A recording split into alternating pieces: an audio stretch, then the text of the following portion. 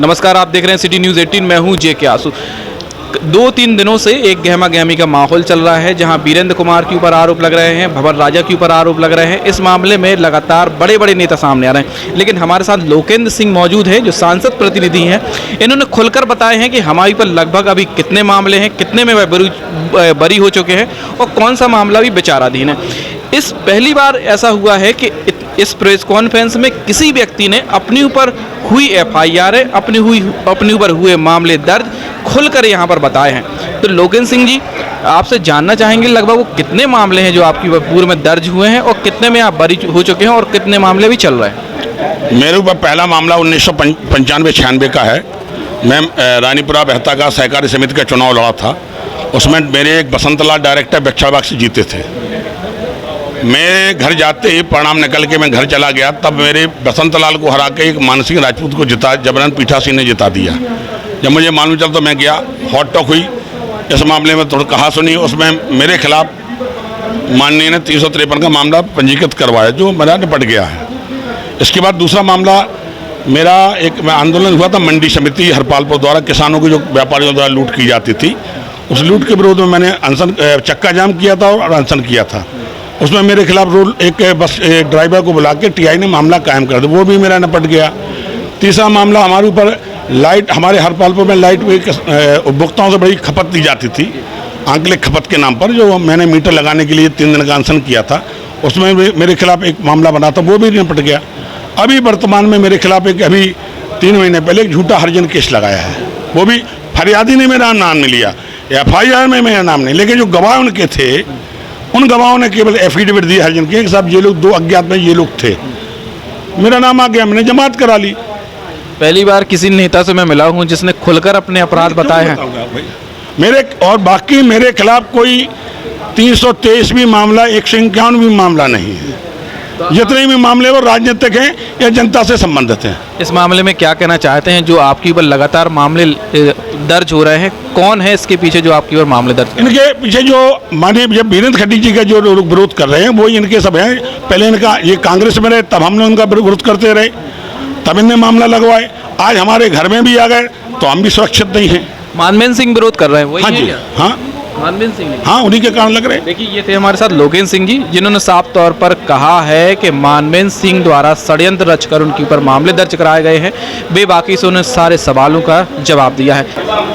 वजह ये है कि वो मैंने अभी आपसे पूर्व में कहा कि क्षेत्र में कोई भी अगर सामाजिक रूप से, आर्थिक रूप से या राजनीतिक रूप से कोई भी सफल होता दिखता है तो उसको वो फंसा देते हैं, किसी न किसी केस मुकदमे में विधेय करके, और उसको इस प्रकार से पटकनी देते हैं। जे उनका आज का नहीं, शुरू से रवैया रहा है। डॉक्टर वीरेंद्र कुमार कैबिनेट मंत्री, भारत सरकार और लोकसभा सांसद पे भी उन्होंने आरोप लगाए हैं। हाँ। आप क्या कहेंगे? नहीं, उन पे आरोप लगाने का तो मानवेंद्र सिंह का कोई औचित्य नहीं है। माननीय सांसद जी एक आदर्श नेता हैं, उनकी बराबरी के मानवेंद्र सिंह क्या इस बुंदेलखंड में कोई नहीं है। वो तपस्वी नेता हैं। आज 8वीं बार लोकसभा में पहुंचे हैं, जिनके ऊपर एक भ्रष्टाचार का आरोप नहीं है, भाई भतीजेवाद का आरोप नहीं है। कोई भी उन्होंने ऐसा कार्य नहीं किया जिसमें भारतीय जनता पार्टी या स्वयं उनको किसी भी प्रकार से लज्जित होना पड़े। उनके ऊपर आरोप लगा करके मानवेंद्र सिंह ने अपने ही ऊपर एक लाछन मिट्टी फेंकी है। क्या अवैध माइनिंग हो रही है अलीपुरा क्षेत्र में? अलीपुरा क्षेत्र में होती थी, हो रही है और होती रहेगी, चूँकि प्रशासन का दबाव विधायक का रहता है। जो वो विधायक जी, स्वयं विधायक जी, ऊपर भी कई मामले पंजीबद्ध हैं। मेरे ऊपर कोई मामला नहीं है, केवल एक मामला है, वो भी मैं आपको बड़ी सावधानी से बताना चाहता हूँ कि 18 में जो चुनाव हुआ था, चुनाव के दौरान पूरे राष्ट्रीय निर्वाचन आयोग ने कहा था कि जो 18 साल के बच्चे हैं उन बच्चों को गाजे बाजे के साथ पहली बार पोलिंग बूथ पर लाइए।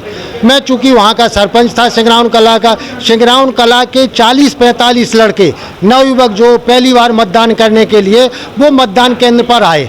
मतदान केंद्र पर आए तो यहाँ से अजान सिंह जो SI थे, अजान सिंह ने जाकर के उनको लठ मारे, एकदम से लाठी बरसाई। उन्होंने हमको किया फ़ोन, हम वहाँ पहुँचे तो हमने उनसे कहा कि ये बताइए आपने ऐसा कृत्य क्यों किया, और अगर ऐसा आप करते, आपके ऊपर FIR हुई? FIR मेरे ऊपर गलत कर दी। मैंने वहीं से सिंगराउन कला से जहाँ पे घटना घटी थी, मैंने राष्ट्रीय निर्वाचन आयोग को फैक्स किया, डीआईजी आईजी को फैक्स किया। जो विधायक उनसे क्या अपेक्षा रखते हैं आप? अपेक्षा क्या रखेंगे, वो तो केवल दबाव की राजनीति या केस मुकदमे लगाने की राजनीति। आज मेरे ऊपर आरोप लगा रहे कि आपने अवैध निर्माण दुकानों का किया, जबकि उससे मेरा कोई लेना देना वास्ता नहीं है। आप लोग पत्रकार बंधु हैं, मैं आपसे निवेदन करता हूं कि आप लोग जा कर के सत्यता की जानकारी लें। आपने शिकायत करी है इसके पहले? संगठन में मैंने ऊपर से प्रदेश अध्यक्ष से लेकर राष्ट्रीय अध्यक्ष तक पूरी बातें बताई और उन्होंने कहा कि सब ठीक हो जाएगा।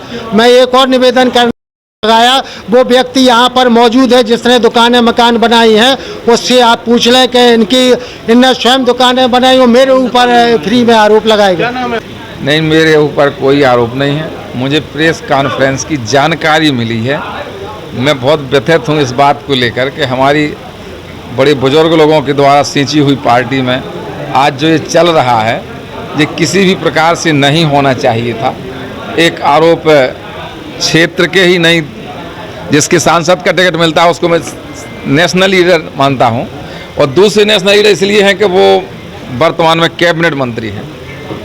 इन महान लोगों के बीच में इस प्रकार की जो बातें आए, मैं सिर्फ और सिर्फ उससे व्यथित होकर यहाँ आया हूँ। एक और बड़े सीनियर लीडर हैं, मैं लंबे समय से आपको देख भी रहा हूँ। जी, जी। क्या कभी इस तरह की स्थिति बनी है कि एक ऐसी विधानसभा है जिसमें कई लोगों पर कई मामले दर्ज हैं, एक दूसरों के ऊपर मामले दर्ज हैं, एक सिर्फ आपकी ऐसी विधानसभा है जिसमें सबसे ज़्यादा भारतीय जनता पार्टी के लोगों पर मामले? देखिए, जे व्यवहारिक रूप अगर देखा जाए तो हर जगह है, क्योंकि महाराजपुर आप ये कह सकते हैं कि पटल पे आ गया।